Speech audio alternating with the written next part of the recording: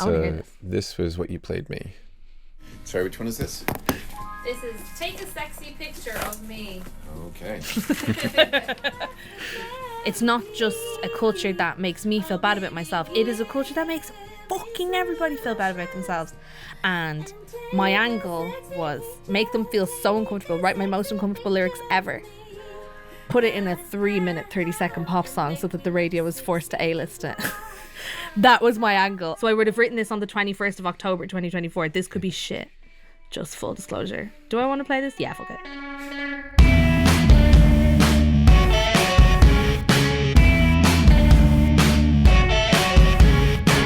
This episode is being supported by Tape It, the iPhone recording app made for musicians by musicians.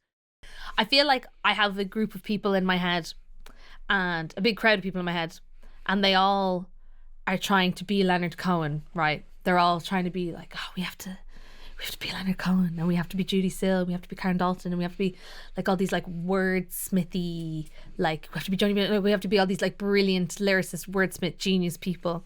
And then there's like a dissident in the group that just loves big tit pop music, and she'll never die, and she's usually the loudest person in the room. And there is just this instinct in me all the time that wants to hear a big fat fucking banger, particularly in a track list of songs that are so sad, right? And like so like Ireland, you know, like there is just an element of my personality that just every so often wants to cut the crap and hear a big fat banger. So musically, that was kind of roaming around my mind. And I also felt like a lot of this record is dealing with like the dark side of commerce, let's say, the dark side of capitalism, the dark side of the commercial new age, like late capitalist culture that we're finding ourselves in, and like the bad effects that has on people emotionally and personally day to day. And I felt like I was being disingenuous or not telling about myself enough if I did not talk about what happened to me last year, which was that essentially I became at that time a semi-famous person who would go on the television or go on, you know, we'd play the BBC Radio One Big Weekend. This is where the bad one happened. I'd go on BBC Radio One Big Weekend and the BBC would film it and they'd post it on their socials. And then they would have to turn the comments off of any videos or pictures of me because everyone in the comments was being so unbelievably horrible about my appearance.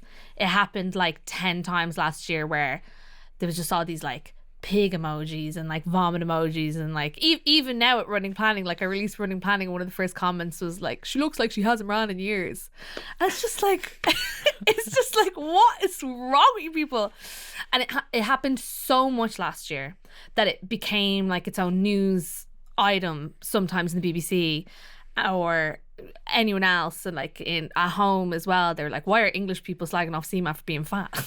Like they just didn't, you know, it was such a weird thing. It was just not something I expected to happen, and it was not something that I foresaw happening, really, because, you know, I just look like everyone else that I know. Like I don't even think I just look like everyone else that I know. So I wrote this song thinking about all that, and my angle from a musical perspective was write lyrics that will make people who ever criticize my appearance feel so uncomfortable with themselves. Like I want them to feel extremely uncomfortable and point out exactly what they're doing and point out exactly how bad what they're doing is and immoral and unethical and like nasty. Make them feel so uncomfortable. Write my most uncomfortable lyrics ever. Put it in a 3-minute 30-second pop song so that the radio was forced to A-list it. That was my angle. I was like, I'm going to write my most likable song ever. I'm going to write my most like on the nose, like sonically, structurally, melodically, everything pop song ever, which I would never normally do, but it's serving a very distinct purpose here. I want as many people to hear it as possible so that as many people can feel bad about themselves as possible, is out of spite, which I suppose is not great, but that was kind of how I did it. So the first lyric I had was, I have been having the most horrible time of late. I've not listened back to this. This is dated. So I would have written this on the 21st of October 2024. This could be shit. Just full disclosure. Do I want to play this? Yeah, fuck it. Oh baby, I've been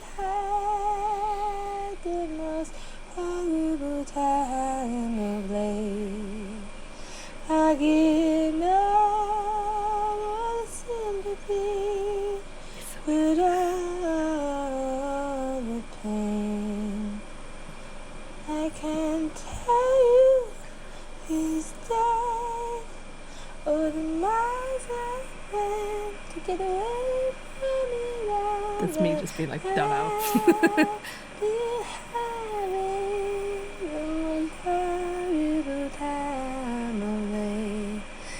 So that would have been the 21st of October 2024. So that's the first draft. Later on that day, I did another one, but I'm wondering. I wonder when Take a Sexy Picture comes in. There's absolutely no. I have also. Oh, what's this one? Nope. Oh yeah. Wait. Ever since I was a little girl, So then I was working on the verses. I always wanted to be sexy. 9 years old, trying to wax my legs with tape.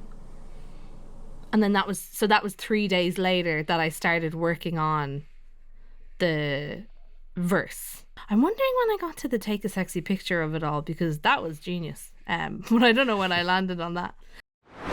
This episode is being supported by our good friends at Tape It, the iPhone app made specifically for musicians.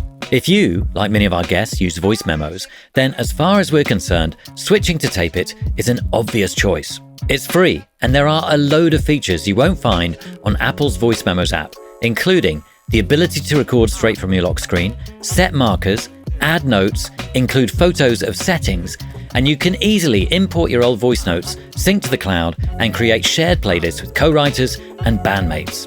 So head to the link below to install the app now. And if you want even more, check out Tape It Pro and use the promo code TAPENOTES to receive a whopping 20% off. And now, back to the episode. I have the voice note from when you first played it to me. Oh yeah, wanna do hear that that? one. Yeah, do that one. So this is the first time I heard the song. And by this point, you've got all the pieces in place. Yeah. I wanna hear So this. this was what you played me. Sorry, which one is this? This is Take a Sexy Picture of Me. Okay.